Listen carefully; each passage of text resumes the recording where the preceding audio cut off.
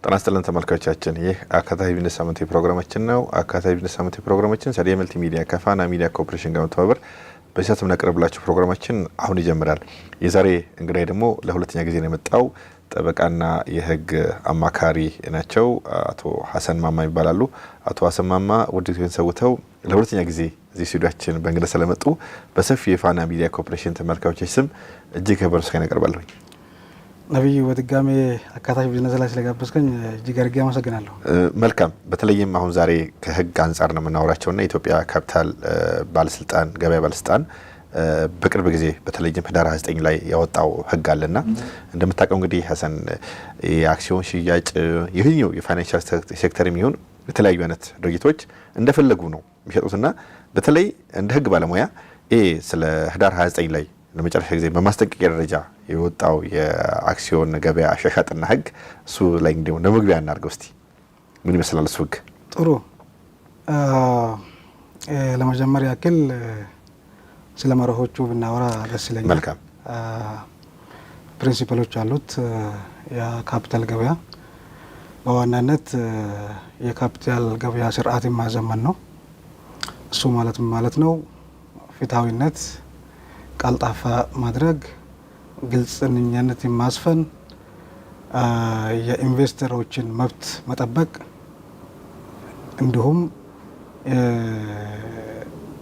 ነጋዴዎች ወይ ደግሞ ኢንቨስተሮች የሚገበያዩበት ስርዓትን ምህዳርን መፍጠርን ነው።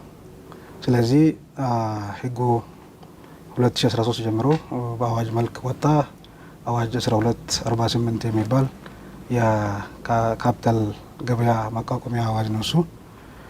ከዛ በኋላ ካፒታል ገበያ የኢትዮጵያ ካፒታል ገበያ አውቶሪቲ ወይ ደግሞ ባለስልጣን ከዛን ጊዜ ጀምሮ የተለያዩ አሰራሮችን ሲያወጣ ነበረ በመመሪያ መልክ። ሰው ራሱን እያጠናከረ ነበረ ማለት ነው። ሰው የነበረው የገበያ ስርዓት ኦፍኮርስ አዲስ አይደለም። የካፒታል ማርኬት ገበያ ግን በዚህ ስም ለዚህ ሀገራችን አዲስ ነው ማለት እንችላለን። ባንኮች ለብዙ አመታት ማለንዋይን የሰነድ ማለንዋይን ሲሸጡ ነበሩ። እንደዛውም ኢንሹራንስ ካምፓኒዎችም ሽያጭ ላይ ነበሩ ማለት ነው። ግን ያን ናሽናል ባንክ ብቻ ነው ያን ነገር ሲያደርግ የነበረው። ስፔሻሊ ነን ፋይናንሻል የሆኑ ተቋማት ወይ ደግሞ የሰነድ ማለንዋይን የሚያወጡ ድርጅቶች እንደፈለጉ ነው ሲያደርጉ ነበሩት ማለት ነው። ናሽናል ባንክ ወይ ደግሞ ብሔራዊ ባንክ እነዚህ ፋይናንሻል የሆኑትን ተቋማትን ይቆጣጠራል። ባንኮችን፣ ማይክሮ ፋይናንሶችን፣ የኢንሹራንስ ካምፓኒዎችን። ግን ሌሎቹ እንደፈለጉ ነው ሲጫወቱ የነበሩት ማለት ነው። ስለዚህ የብዙ ሰው በላቡ በድካሙ ለብዙ አመታት ያፈራው ንብረት የት እንደገባ የማይታወቅበት ሰዎች ወጥቶ ማስታወቂያ ሰርቶ ስለዚህ የሰውን ገንዘብ የሰውን ንብረት የጠፋበት ሁኔታ አለ። ስለዚህ ያን ማስመር ማስያዝ ያስፈልጋል ማለት ነው። የካፒታል ገበያ እነዚህን ስርዓት ማስፈን ላይ ነው ያተኮረው ማለት ነው። አሁን ጥር 17 እና ህዳር 17 እና ህዳር 29 ማስታወቂያና ለህዝብ እንትን አድርጎ ነበርና ለአንድ አመት ያክል የትራንዚሽን ጊዜ ሰጥቶ ነበር ካፒታል ገበያ ማለት ነው። ከዛ ትራንዚሽን በኋላ ደግሞ ያላስመዘገቡ የሰነድ ማለንዋይን ያላስመዘገቡ ነጋዴዎች ወይ ደግሞ ካምፓኒዎች ላይ እርምጃ ለመውሰድ እንዲሁም ህዝቡም ይህንኑ አውቆ የሚቀሽቡ እንትኖች ራሳቸው የሚጭበረበሩ ሰዎችን አሳሳች መረጃዎች ውስጥ እንዳይሳተፉና ራሳቸውን እንጠብቁ መግለጫ እና ማስጠንቀቂያ ሰጥቶ ነበርና ያ መግለጫ ህብረተሰቡን የንግድ ስፔሻሊ ይሄ የሰነድ ማለንዋይ ማለት የፋይናንሻል ስርዓት ጋር የሚገናኝ ስለሆነ በኢኮኖሚ ላይ የሚደረጉ ወንጀሎችን ለመቀነስ እንዲሁም ህብረተሰቡን ካፒታል ገበያ ቅድም እንዳልኩት ከማዘመን ምህዳሩን ከመጠበቅ የኢንቨስተሮችን መብት ከማስጠበቅ አንጻር ወቅቱን የጠበቀ ነው ማለት እችላለሁ። ምዝገባ ጋር በተገናኘ ግን አትሊስት አሁን ሰፊ ስልጣን ነው ለኢክማ ወይ ደግሞ ኢትዮጵያን ካፒታል ማርኬት አውቶሪቲ ሰጠው። ስለዚህ ስልጣኑን አሳይቷል። ትንሽ ጊዜ ቢጨምር ከምዝገባ አንጻር ጥሩ ነው ብዬ ማክራለኝ። ቢኮዝ ብዙ ኦልሬዲ አሳትፎ የተለያዩ ኢንቨስተሮችን አሳትፎ መንገድ የጀመሩ ተቋማት እንዳሉ ይታወቃል። አሁን የዛን መንገድ ላይ እንዳናስቀር አትሊስት ስልጣኑን አሳይቷል። ስለዚህ ከፍተኛ ስልጣን ነው ለኢክማ የተሰጠው፣ ማስጠንቀቂያ ሰጥቷል። ስለዚህ ግን ወደ መንገድ የሚገቡበትን ሁኔታ ቢያመቻችና አንድ ሾርት የሆነ ወይ ደግሞ አጭር የሆነ ዴድላይን ሰጥቶ ወይ ምዝገባ ሁኔታ የሚጠቃልልበት ሁኔታ ቢያመቻች አሪፍ ነው ብዬ አስባለሁ። ጊዜው ከማጠሩ አንጻር ብዙ ነገሮች እንጥልጥል ላይ ስላሉ እንጥልጥል ላይ ብዙ ነገሮች አሉ። እንጥልጥል ላይ ያሉ ነገሮች ስላሉ ከዛ አንጻር ያን ለመጨረስ ኦፍ ኮርስ አሁን ነቅቷል። በዛ በኩልም ያለው ግን ምዝገባ ሂደቱ ተዘግቷል ተብሎ ከተነገረ በኋላ ብዙ ኪዮሶችን ወይ የተለያዩ እንትኖችን እየፈጠሩ ነው ያለውና ይሄን ግንዛቤ ውስጥ በማስገባት ያን እንደገና በአጭር ዴድላይን ቢከፍቱና ሂደቶቹ ወደ ቢጠናቀቁ ይመከራል። መልካም ሀሰን፣ ጥሩ ገለጻ ነው ያረከው። በተለይም እንዳልከው ምናልባት የፋይናንሻል ሴክተሮች ላይ የአክሲዮን አሻሻጥ በጣም ህግን የተከተለ በተጓዳኝ ደግሞ የሁሉም አባት የሆነው የድጋፍና ክትል የሚሰጠው ብሔራዊ ባንክ በእነሱ ቁጥጥር ስር ነው። ምናልባት ዜጎች ብዙ ጊዜ ለእንግልትም ለስቃይም ለመዋለ ንዋያቸውንም ከመመዝበርም የጠበቀ ነው። ለምሳሌ የፋይናንሻል ሴክተር ላይ በፈለከው ልክ አክሲዮን ስገዛ እንደምናውቀው ደግሞ ብዙ የፋይናንሻል ሴክተሮች ደግሞ ውጤታማ ናቸው። ቢሊየንስ ነው የሚያተርፉት። በዛው ልክ ትርፍ ትከፋፈላለህ። ይሄ አንድ ነገር ነው። ከዛ ውጭ ያልከው አንተ እንዳነሳኸው ከዛ ውጭ ሆኑት ግን ለምሳሌ ሪል ስቴት እንሰራለን፣ ሲሚንቶ ፋብሪካ እንሰራለን፣ የቆዳ ፋብሪካ እንሰራለን፣ መሰል አይነት የንግድ እንቅስቃሴዎች ላይ ካየን ግን አብዛኛው ሰዎች ግን ገንዘባቸውን ተበልተው ምንም አይነት የህግ ክለላ ሳይኖራቸው ቀርተው ብዙዎቹ ላልተገባ ህይወት ተዳርገዋል። ይሄን ከመቅረፍ አንጻር ካፒታል ማርኬት ያወጣው ህግ አንተ እንዳልከው በጣም ጥሩ አይነት ገለጻ ነው። ብዙ ዜጎቻችንን ቢያንስ ከአደጋም ከስጋትም ይከላከላል። ገንዘባቸው ምን ላይ ማዋል እንዳለባቸውም በጥናት ተመርኩዞ አዋጭነቱም ይሄዳል። ይሄ መልካም ነገር ነው። እንዳጠቃላይ ግን ኢትዮጵያ ላይ ያለው የአክሲዮን ሽያጭ እንደው ይሄ ህግ ከመውጣቱ አንጻርና ዜጎችን ግን በምን ያክል ደረጃ ነው የሚታደገው? ማህበረሰባችንስ ስለ አክሲዮን ያለው አመለካከት በተለይ አዌርነሱ ምን ይመስላል? እንደ አንድ ህግ ባለሙያ ሀሰን። ጥሩ ሰው ህጉ በጣም ፕሮቴክት ያደርጋል ማለት እንችላለን። የወጣው በጣም ሲሪየስ የሆነ መመሪያ ነው። አሁን የፓብሊክ ኦፈሪንግ እንደ ትሬዲንግ ሴኩሪቲስ የሚባል መመሪያ አለ። ይሄ ማለት ምን ማለት ነው? የመዋዕለ ንዋይን የህዝብ የማቅረብና የግብይት መመሪያ 1030 2017 የወጣ መመሪያ አለ። ይሄ መመሪያ በጣም እጅግ ጥብቅ የሆነ መመሪያ ነው። ለነጋዴዎች ወይ ደግሞ ኢንቨስተሮችን የመጠበቅ ወይ ደግሞ ገበያውን የማዘመን አሴም ታይም ገበያውን ተገማሽ የማድረግ የተለያዩ ፎሬን ዳይሬክት ኢንቨስትመንቶችን ከመሳብ አንጻር ትኩረት አድርጎ በዋናነት ስለዚህ ትኩረት የሰጠበት ማን ነው መዋዕለ ንዋይን የሚያወጣው ብቁ ነው ወይ ብሎ ነው የሚነሳው። ልክ ነው። ከክልከላ ነው የሚነሳው። ባይዘ ወይ ክልከላ ነው የሚነሳው። ማንኛውም ሰነድ መዋዕለ ንዋይም ሆነ የዴት ሴኩሪቲስ ደግሞ የሚባል አለ። የብድር መዋዕለ ንዋዮች የሚባሉት አሉ። የሚያወጣ ከምዝገባ ውጪ ከሆኑ ተመዝግበው ፍቃድ ካገኞቹ ውጪ እና አሴም ታይም ምዝገባ የማያስፈልጋቸው የትኞቹ ናቸው? ምዝገባ የሚያስፈልጋቸው አሉ። ለምሳሌ በኢትዮጵያ በፌዴራል ገቨርንመንት በፌዴራል መንግስት ዋስትና የተሰጠባቸው ሴኩሪቲስ ምዝገባ አያስፈልጋቸውም። የግምጃ ቤት ሰነዶች ብሔራዊ ባንክ የሚያወጣቸው መንግስት ዋስትና የተሰጠባቸው ፌዴራል መንግስት የተሰጠባቸው አንድ፣ ሁለተኛ የግል ሽያጭ ፕራይቬት ፕሌስመንት የሚባሉት ትናንሽ ኦፈሪንግ ወይ ደግሞ ይሄ እድል አይነት ነገር ማህበረሰብን ያማከለ ማህበራዊ ኑሮ ላይ ተመሰረቱ ፕራይቬት ፕሌስመንት እንዳልኩ ኢንቨስተሮች አንድ ላይ መጥቶ እንትን የሚያደርጉ አሉ። የሼር ካምፓኒዎችን ኢንቨስተሮች አንድ ላይ መጥቶ እንትን የሚያደርግ በተወሰኑ ኢንቨስተሮች መካከል የሚያልቁ ፕራይቬት ፕሌስመንት የሚባል ማለት ነው። ስለዚህ ወይ ደግሞ የግል ሽያጭ። ሌላው ቢቁ ኢንቨስተሮች የሚባሉ አሉ። ቢቁ ኢንቨስተሮች ማለት ስለ ገበያው ያውቃሉ። ስለዚህ ዲስክሎዠር የሪስክ ዲስክሎዠርም ሆነ ሌላ መረጃዎች አያስፈልጋቸውም። እነሱ ገበያ ውስጥ ናቸው። አሁን የሚጠበቀው ዋናው ምንድን ነው? ማህበረሰብን ከአሳሳች መረጃና ከተለያዩ እንትኖች ገንዘባቸው ማጭበርበር በዛው እንግልት እንዳይንገላቱ ስለሆነ እነዚህ ኦልሬዲ ያውቃሉ ተብሎ ስለሚገበት ቢቁ ኢንቨስተር ኳሊፋይድ ኢንቨስተርስ ይባላሉ።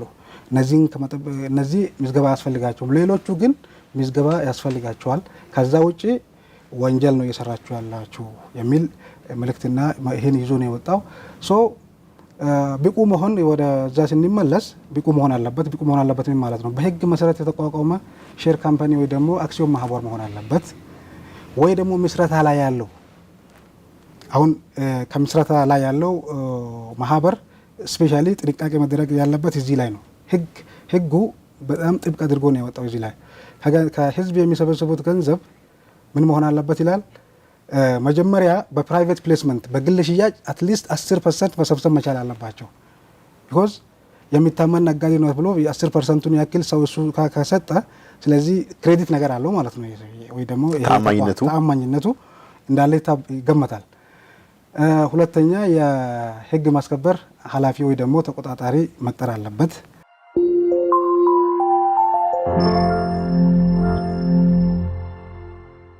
ሶስተኛ ከተሰበሰበው ገንዘብ ውስጥ 4% ብቻ ነው መጠቀም ያለበት ለስራ ማስኬጃ እና ለአስተዳደር ወጪዎች። አንዳንድ እንደምታየው ሰው ሙሉ የሰበሰበውን ገንዘብ ይዞ ነው የሚጠፋው እንደምታውቀው። ስለዚህ ያን ከመጠበቅ አንጻር ኢምፖርታንት ፖይንቱ ደግሞ ግን እዚህ ላይ የኤስክሮ አካውንት የሚባል አለ። ምን ማለት ነው?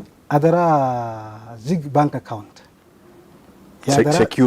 ሴኩርድ የሆነ ይሄ ማን ነው የሚሰጠው? ናሽናል ባንክ ለባንኮች ፍቃድ ይሰጥና ያን አካውንት እንዲከፍቱ ያዛል። ባንክ በሆኑ የዚህ አክሲዮኑ አንዱ አካል ይሆናል ማለት ነው ይሄ። ስለዚህ እዛ ላይ ነው ሽያጭ የሚያከናውኑ ሰዎች እንትን የሚያደርጉት። የሚሰበስቡት ገንዘብም እዛ ላይ ነው የሚገባው። ባንኩም ጋራንቲ ይሰጣል። ባንኩ ስለ ጋራንቲ ሰርድ ፓርቲ ጋራንቲ ሊኖር ይችላል። ስፔሻሊ የብድር እንትን ላይ የብድር ማለት ነው ዋይ ላይ ዴት ሴኩሪቲስ የምንለው ማለት ነው። ባንኩ ናሽናል ባንክ ነው ለባንኩ ራሱ ያን ፍቃድ የሚሰጠው። አውቶራይዝ መሆን አለበት ባንኩ ራሱ እንደፈለገ። አሁን እዚህ አካውንት ሁሉ ባንክ ላይ ከፈተ ነበር። ናሽናል ባንክ አውቶራይዝ ማድረግ አለበት ያን እንዲያደርግ። በካፒታል ማርኬት የተመረጡ ባንኮች የካፒታልን መዋለስ ነዋይን የሚሸጡ ማርኬቶች አሉ። በዛ ዝግ ይሆናል ማለት ነው አባባሉ። ዝግ አካውንት ይሆናል ማለት ነው። ባንኩ ናሽናል ባንክ ነው ያን እንዲከፍቱ ፍቃድ የሚሰጠው። ሁሉም ባንኮች ላይ ላይኖር ይችላል፣ የተመረጡ ባንኮች ላይ። ስለዚህ ጥሩ የእንትን ስም ያላቸው ወይ ደግሞ የደንበኛን ኢንተረስት ከመጠበቅ አንጻር እንደዛ ያላቸው ናሽናል ባንክ ፍቃድ ይሰጣል። ይሄ ምን ያህል ጥበቃ እንዳደረገላቸው ያሳያል ማለት ነው ለዜጎች ማለት ነው። ከዛ በኋላ ምዝገባ እንትን ማድረግ ነው። በኋላ ምንድነው ናሽናል ኢክማ ያዘጋጀው ፎርም አለ። በዛ መሰረት እንትን ያደርጋሉ። ከዛ ወሳኝ የሚባል የምዝገባ መግለጫ የሚባል አለ። ብዙ ኢንፎርሜሽኖችን የያዘ እዚህ ውስጥ ምን አለ? የተለያዩ የካምፓኒ ኢንፎርሜሽኖችን ስለ ሼር ሆልደሮቹ፣ ስለ ባለ አክሲዮኖቹ፣ ስለ ዳይሬክተሮች ቦርድ፣ የባንኩ የሂሳብ ምን ይመስላል፣ የሂሳብ መግለጫ ምን ይመስላል፣ ካፒታሉ እንዴት ነው። ከዛ ውስጥ ደግሞ የደንበኛ ሳቢ መግለጫ የሚባል አለ። ፕሮስፔክተስ የምንለው ማለት ነው። ደንበኛ ሳቢ መግለጫ ይሄ ነጋዴ ወይ ደግሞ ኢንቨስተሩ ኢንፎርምድ የሆነ ውሳኔ እንዲወስን የሚወጣ በአውጪው በኢሹወር ሰነድ ማለት ነው የሚያወጣ በአውጪው የሚወጣ ሰነድ ማለት ነው። ስለዚህ ይሄ በጥናት ላይ የተመሰረተ የተለያዩ የኤክስተርናል ኦዲተሮች በህግም በአካውንታንትም በፋይናንስም የተሳተፉበት በዚህ ሁኔታ። ስለዚህ ቅድም ያልኩ የኢንቨስተሮችን ጥቅም ማስጠበቅ ነው ብያለሁ። ያ ብቻ ላይ አላቆመም። በአሳሳች መረጃ ላይ የተመሰረተ ፕሮስፔክተስ ወይ ደግሞ ደንበኛ ሳቢ መግለጫ የተሰጡት አካላቶች በአሳሳች መረጃ ምክንያት እነሱ ላይ ለሚደርሰው ጉዳት በአንድነትና በተናጠል ጆይንት ኤንድ ሲቨራል ሊያቢሊቲ ያለባቸው ኃላፊነት አለባቸው። ያን የመካስ ማለት ነው። በአንድነትና በተናጠል ያን ያህል ጥበቃ ተደርጎላቸዋል ማለት ነው። ሌላው ኢምፖርታንት ፖይንት እዚህ ላይ ማንሳት ያለብን በሰነድ ከብድር መዋዕለ ንዋይ ጋር በተገናኙ አንዳንዴ ቦንዶችን ባንኮች ያወጣሉ። ያ ማለት ዲቤንቸርስ የምንላቸው ማለት ነው፣ ዴት ሴኩሪቲስ የሚባሉት። በዛ በኩልም ከፍተኛ ጥበቃ ነው የተደረገላቸው። ከፍተኛ ጥበቃ የተደረገላቸው ማለት ምን ማለት ነው? የብድር ውል መኖር አለበት፣ ጋራንቲ መኖር አለበት። ክሬዲት ሬቲንግ ኤጀንሲስ የሚባሉ ደግሞ አሉ። በዚህ ካፒታል ማርኬት ውስጥ የሚሳተፉ አካላት ናቸው። እነሱም ያ ምን ያደርጋሉ? ይሄ ባንክ ወይ ደግሞ ይሄ ፋይናንስ ይሄ ተቋም ብድር የመመለስ ወይ ደግሞ አሁን ይዞ የመጣው ፕሮጀክት ወይ ደግሞ ሰርቪሱ አዋጪ ነው ብሎ ኢንዲፔንደንት የሆኑ ግምገማ ያደርጋሉ ማለት ነው። የብድር የመመለስ አቅማቸውን ገምግሞ እንትን ይሰጣሉ። ከዛ ውጪ ደግሞ ጋራንተር አለ። ቅድም እንዳልኩ ሰርድ ፓርቲ ጋራንተር ይኖራል። ዋስትና የሚሰጥ አካል መኖር አለበት ተብሎ ተቀምጧል። ስለዚህ እጅግ በጣም ኮንዘርቫንት የሆነ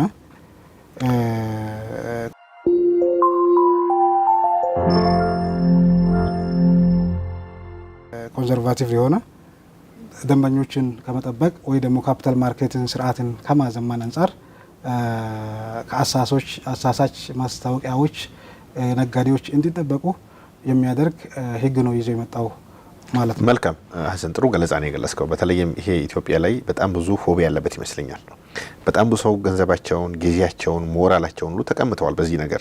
ምናልባትም የፋና ሚዲያ ኮርፖሬሽን የህዝብ ድምጽ ስለሆነ ብዙ ጊዜ የፋና ደጃፍ ላይ ኮምፕሌን የሚያቀርቡ ብዙ ሰዎች አሉ። ፋና ደግሞ እንደ ሚዲያ የማህበረሰብ ድምጽ ነው። ብዙ ጊዜ የሚያቀርባቸው ነገሮች አሉ። ምናልባትም አንዱን ስጋት ይቀርፋል ብለን እንገምታለን፣ ይሄ ወደ ህግና ወደ መስመር ከመምጣት አንጻር። በተመሳሳይ መልኩ ግን ምናልባትም በጣም የተበታተነ አሳሳኝ መረጃዎች አሉና ወደ ጎግ መጣን። ግን ምናልባትም ይህን ነገር ተላልፈው በተለይ ህዳር 29 የወጣውን መመሪያና ጥብቅ ማሳሰቢያ ተላልፈው የሚሄዱ ዜጎችም አንድ ምናልባት ሰፊ ተመልካቾቻችን ይህን ፕሮግራም ስለሚያዩ እኛም ይህን ፕሮግራም ስናዘጋጅ ይህ ህግ ከወጣ በኋላ ለማህበረሰባችን የተሻለ ግንዛቤ መስጠት ነው፣ መረጃ መስጠት ነውና ምናልባት ግን ስንት ዓመት ነው የሚያሳስረው አንድ ይህን መረጃ ተላልፈውና የሚሄዱ ካፒታል ማርኬት በአዋጅ ያወጣውን ህግ የሚሄዱ ሰዎችን አንድ። ሁለተኛ ዜጎቻችን ይሄን መረጃ ካወቁ በኋላ ኤኒ አክሲዮን ሽያጭ ኤኒ ነገር በምን መልኩ ነው? ለምሳሌ አሁን ካፒታል ማርኬት አለ፣ ፍቃድ የሰጣቸው አካላቶች አሉ። ይሄ ድርጅት ለምሳሌ ኤክስ የሚባለው ድርጅት ፍቃድ መኖር አለመኖሩን ከዚህ ጋር እንደው ክሊር ለማድረግ ለምሳሌ የኢትዮጵያ የትምህርትና ስልጠና የሚባለው ቅድመ ፍቃድና ቅድመ እውቅናና ድህረ እውቅና የሰጣቸው አካሎች አሉ። ድህረ ገጹ ላይ አለ ይሄ የሚባል ዩኒቨርሲቲ በዚህ እውቅና አግኝቷል፣ ለመመዝገብ ስትሄዱ እንዳትሰቃዩ ብሎ ሊስት ያደርጋል። ከዚህ አንጻር ካፒታል ማርኬት እንደው ሊስት ያደረጋቸው ካምፓኒዎች አሉ። ይሄ አካል አክሲዮን መሸጥ ይችላል፣ በኔ ባለስልጣን ፍቃድ አግኝቷል ብሎ ያወጣቸው ነገሮች አሉ። ለምን ያክልስ ካምፓኒዎች ነው የተሰጠው? ጥሩ። ስለዚህ ኢትዮጵያን ካፒታል ማርኬት ለተመዘገቡ በስኬት ለተመዘገቡ ካምፓኒዎች ወይ ደግሞ ድርጅቶች ወይ ደግሞ የፋይናንስ ተቋማት ሰርቲፊኬት ይሰጣል። በዛ ሰርቲፊኬት መሰረት ነው ሰዎቹ ሊስተናገዱ የሚችሉት። ወይ ደግሞ አሁን ወደ 15 የሚሆኑ የካፒታል ማርኬት ተሳታፊዎች ወይ ደግሞ አገልግሎት ሰጪዎች ብሎ ካፒታል ማርኬት ዳይሬክቲቭ ወይ ደግሞ መመሪያ 980 2017 ስያሜ ሰጥተዋል። ስለዚህ በዛ ስያሜ መሰረት ከዛ ውጪ ማንኛውም አካል ሊሳተፍ አይችልም ማለት ነው። ሶ ኢሹወር ወይ ደግሞ አውጪዎችን በተመለከተ ማስጠንቀቂያው ወይ ደግሞ መግለጫው ህጉን መሰረት አድርጎ የወጣ ከመሆኑ አንጻር የአሰራራዊ ቅጣትን የሚያስከትል ከመሆኑ አንጻር አሴም ታይም በወንጀል የሚያስጠይቅ ጉዳይ ነው። ስለዚህ በአዋጁ አንቀጽ 106 ላይ የተገለጸው ነገሮች ሰፊ ቅጣቶች አሉ። በወንጀል የሚያስቀጡ ከ5 ዓመት እስከ 12 ከ7 ዓመት እስከ 17 እንደ ወንጀሉ አይነት ጭምር ከዛ እስከ 10 ዓመት እስከ 20 ዓመት ጭምር ያለው ከፍተኛ የሚባል አለ ማለት ነው። ሶ ይሄ ኃይለኛ ከፍተኛ ቁጥጥር ነው ማለት ነው። ስለዚህ ይሄን ተላልፎ የሚሄዱ ወይ ደግሞ ምዝገባ ሳያካሄዱ የቆዩ አካላቶች ቅድም እንዳልኩ ትንሽ ዴድላይን ቢሰጣቸውና ወደ መስመር የሚገቡበት ሁኔታ ቢመቻችላቸው የተሻለ ነው። ከዛ ውጪ መሰረዝ ይችላል፣ ምዝገባ መሰረዝ ይችላል፣ የተመዘገቡትን እንዳይመዘግብ ማድረግ ይችላል። እዚሁ የተሳተፉ ሰዎችን ደግሞ ብላክ ሊስት ማድረግ ይችላል፣ ብላክ ሊስት ውስጥ ማስገባት ይችላል። ስለዚህ ከፍተኛ በጣም የተለጠጠ ስልጣን ነው ማለት ነው የኢትዮጵያን ካፒታል ማርኬት አውቶሪቲ ያለው። ስለዚህ ይሄን ለመከልከል የሰዎችንም ኢንቨስተሮችን ከመስተጓጎል አንጻር አሴም ታይም የአክሲዮን ባለቤቶችንም ይዘው ሰዎችን ስራቸውን ቢኮዝ አክሲዮን ላይ የተሳተፉ ድርጅቶች ስራቸው ዋናው ይሄ እስከሆነ ድረስ ሰነድ መዋዕለ ንዋይም ሆነ የብድር መዋዕለ ንዋዮች የሚያወጡ የፋይናንስም የተለያዩ ተቋማት ከዚህ አይነት እንግልት፣ ቅጣት፣ እስራት ራሳቸውን መጠበቅ አለባቸው ብዬ መክራለሁ። መልካም። በተለይም ተመልካቾቻችን እንግዲህ ሊረዱት የሚችለው ነገር ከዚህ አይነት ሀሳብና ከዚህ አይነት የመዋዕለ ንዋይ ሽያጭና የካፒታል ገበያ ባለስልጣን የሚወጣቸው ብዙ ጊዜ የተለመደ ነገሮች አሉ። ሬዲዮም ቴሌቪዥን ላይ የምንሰማቸው ማስታወቂያዎች አሉ። ይሄ ድርጅት አክሲዮን የሚሸጠው በካፒታል ገበያ በተፈቀደለት ተብሎ የሚያደርጉት ነገር አለና ምናልባት ከእንግዲህ በኋላ የተለያዩ አይነት ተቋማት የተለያዩ አይነት ድርጅቶች አክሲዮን ሸጠው በዚህ በካፒታል ማርኬት ስርዓት ውስጥ አልፎ የሚሄዱ ምናልባት ማስታወቂያው ላይ ይሄ ነገር ቦልድ ሆኖ መታየት አለበት ማለት ነው። በካፒታል ገበያ የተፈቀደለት የሚለው ነገርን ማህበረሰባችን የተለያዩ አይነት ካምፓኒዎችን አክሲዮን መግዛት ከፈለገ ማስታወቂያ ላይ የሚሰማቸው ነገሮች እነዚህ ነገሮች ካልሆኑ ከዛ ውጪ የሚሄዱ ነገሮችን ማህበረሰባችን ትክክለኛ መረጃ አግኝቶ አሳሳችና ልክ ያልሆኑ መሆኑን ተረድቶ ከዚህ ነገር ጊዜውንም ጉልበቱንም ገንዘቡንም መጠበቅ ስላለበት ሀብቱን መጠበቅ ስላለበት ይሄ እንደ ፕሪኮንዲሽን ይቀጥላል ማለት ነው። እንደው ፕሮግራሚ ከመጠቃለል በፊት ሐሰን ከዚህ አንጻር ምናልባት ይሄ የካፒታል ማርኬት የአክሲዮን ሽያጮች በጣም ወደ መስመር እየገቡ ነው። እንግልቱን፣ ድካሙን፣ ስቃዩን የመዋዕለ ንዋይ ምዝበራን ከግለሰብን በተቋም ብዙ አይተናል። ኢትዮጵያ ውስጥ በጣም ከበቂ የሆነ ልምድ በላይ ነው ያለውና እንዳጠቃላይ ግን እንደ ህግ ባለሙያ ዜጎች ማድረግ ያለባቸው ጥንቃቄ የካፒታል ማርኬት ማድረግ ያለበት እንዳጠቃላይ አክሲዮን የሚሸጡ ሰዎችንም ገዢዎችንም ማድረግ ያለባቸው ከህግ አንጻር ምን ትመክራለህ? ጥሩ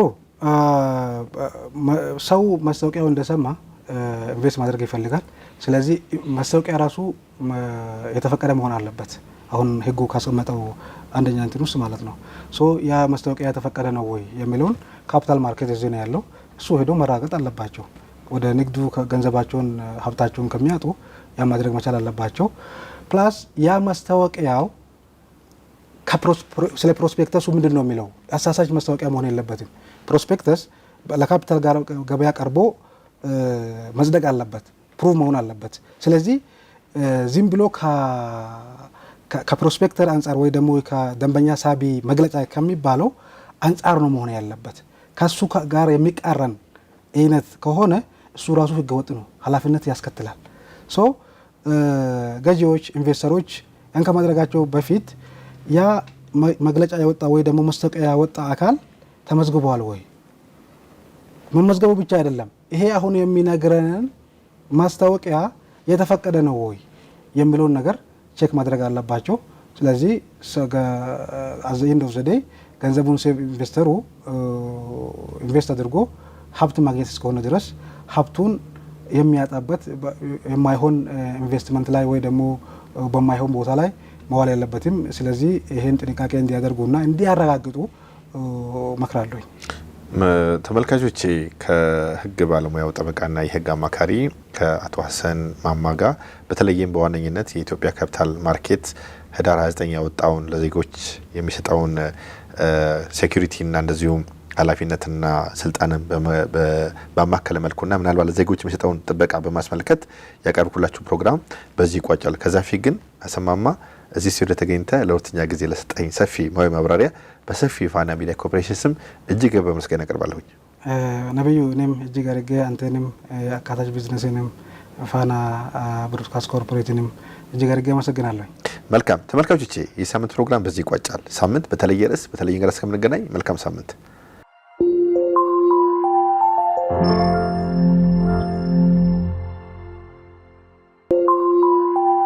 ነው።